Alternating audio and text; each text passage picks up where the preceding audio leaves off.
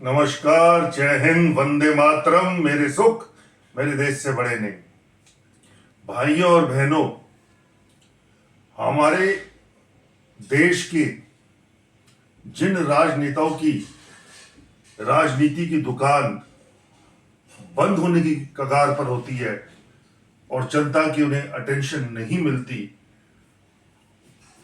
तो वो नई नई आइडियाज लाते हैं। हमारे देश में जनता को बेवकूफ बनाना बहुत आसान है। काम करने वाली सरकार पे उंगली उठाना बहुत आसान है। काम करने वाली सरकार पर लाछन लगाना बहुत आसान है। और झूठ बोलने में तो हमारे नेता नंबर वन है। एक राष्ट्र हित में काम करने वाली सरकार इस समय दिल्ली और महाराष्ट्र में है। अच्छा काम कर रही है। पब्लिक के वोटों के द्वारा चुनकर आई है।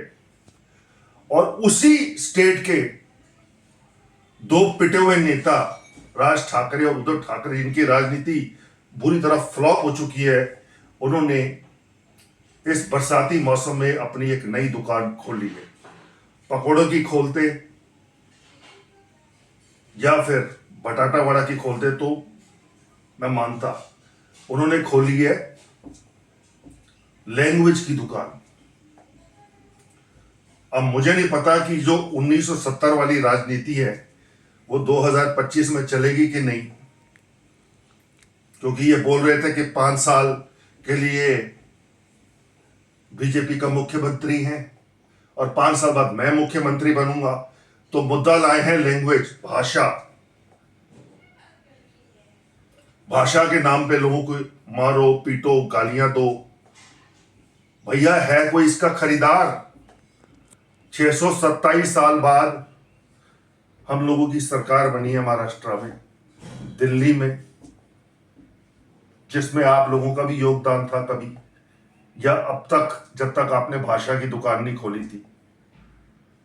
है कोई खरीदार? आप राष्ट्रहित की बात नहीं कर रहे। लोग आप जैसे नेताओं की दुकानें के पास से अब गुजरना भी पसंद नहीं करते।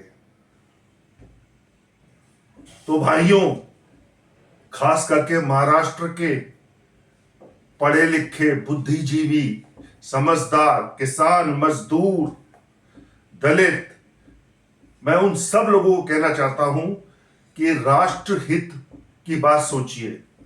ऐसे नेताओं को उनको आईना दिखाइए और ऐसी घटिया दुकानों के आगे मत गुजरिए। उत्तर प्रदेश में भी 2027 के इलेक्शन से पहले कुछ नेता जात पात की दुकान खोलेंगे। मेरी जाति वाले को रामायण नहीं पढ़ने दी, उसको ये कर दिया, वो कर दिया, क्योंकि उत्तर प्रदेश में जात पात की दुकान खुलती है। जैसे बरसात में बरसाती मेढक निकलते हैं ना, टर टर करते हैं, उसी प्रकार उत्तर प्रदेश में जात पात की दुकान खुलती है और महाराष्ट्र, तमिलनाडु में भाषा की दुकान खुलती है। हम ऐसे नेताओं को कब तक बर्दाश्त करेंगे?